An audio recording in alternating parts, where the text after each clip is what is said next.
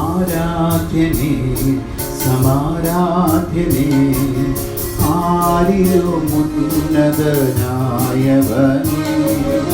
ആരാധിക്കുന്നിവ നിന്നെ ഞങ്ങൾ ആയുസ്സിൻ നാളുകളെല്ലാം ആരാധ്യനേ സമാരാധ്യനേ ആരിലും ഉന്നതനായവനേ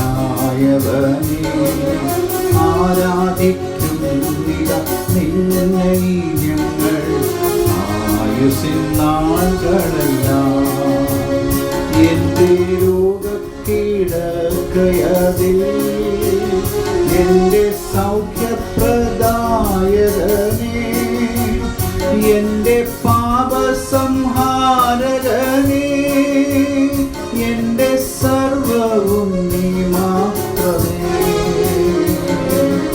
ആരാധനേ ആരാധനേ ആരിലും ഉന്നതനായവനേ ആരാധിക്കുന്നിത നിന്നെ ഞങ്ങൾ ആയുസ്സിൻ നാളുകളെല്ലാം. ദൈവനാമത്തിന് മഹത്വമുണ്ടാകട്ടെ. ഇന്നത്തെ പ്രഭാത ധ്യാനത്തിനായി വിശുദ്ധ യോഹന്നാൻ സുവിശേഷം 3-ാം അധ്യായം 26 മുതൽ 30 വരെയുള്ള വേദവാക്യങ്ങൾ. ഇന്നത്തെ ചിന്ത ക്രിസ്തുവിൻ്റെ മണവാട്ടി സഭ എന്നുള്ളതാണ്. ഇന്നത്തെ വേദഭാഗത്ത് യോഹന്നാൻ്റെ ശിഷ്യന്മാർ യോഹന്നാനോട് പറയുന്നത്, നിന്നോടുകൂടെ ഉണ്ടായിരുന്നവൻ ഇപ്പോൾ സ്നാനം കഴിപ്പിക്കുന്നു, എല്ലാവരും അവൻ്റെ അടുക്കൽ പോകുന്നു. അതിന് യോഹന്നാൻ്റെ മറുപടി, മണവാളൻ ക്രിസ്തുവാണ്, ഞാൻ മണവാളൻ്റെ സുഹൃത്ത് മാത്രമാണ്. അവൻ വർദ്ധിക്കണം, ഞാൻ കുറയണം എന്നാണ്. ബൈബിൾ സഭയെ പലപ്പോഴും മണവാട്ടിയായി ചിത്രീകരിച്ചിരിക്കുന്നു. യേശുക്രിസ്തുവാണ് യഥാർത്ഥ മണവാളൻ. ക്രിസ്തു തൻ്റെ സഭയെ സ്നേഹിക്കുന്നു. അവൻ തൻ്റെ ജീവൻ കൊടുത്താണ് സഭയെ വീണ്ടെടുത്തത്. ഒരു ദിവസം ക്രിസ്തുവും അവൻ്റെ മണവാട്ടിയായ സഭയും ഒരുമിക്കുന്ന മഹത്തായ ദിനമുണ്ടാകും.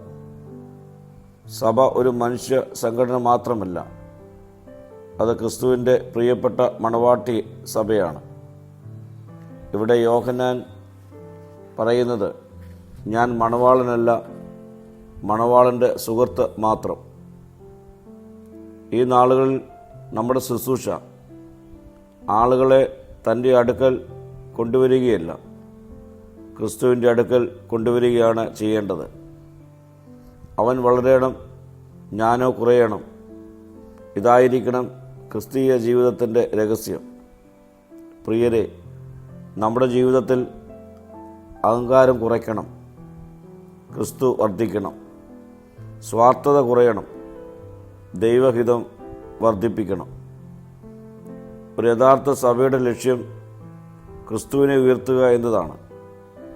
മണവാട്ടി സഭയുടെ വിളി വിശുദ്ധിയിൽ ജീവിച്ച് ക്രിസ്തുവിനോടുള്ള വിശ്വാസത്തിൽ നിലനിന്ന് ലോകത്തിൽ പ്രകാശമായി ജീവിക്കുക എന്നതാണ്.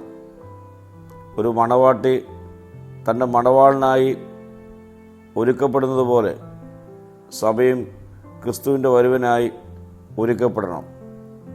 പ്രാർത്ഥിക്കാം. കർത്താവേ, മണവാളനായ നീ മണവാട്ടി സഭയെ ചേർക്കുവാൻ കടന്നു വരുമ്പോൾ ആ സഭയുടെ അംഗമായിരിക്കുവാൻ എന്നെയും ഒരുക്കണമേ. മഹത്വം നീ എടുക്കണം. യേശുവിൻ്റെ നാമത്തിൽ തന്നെ. ആമീൻ.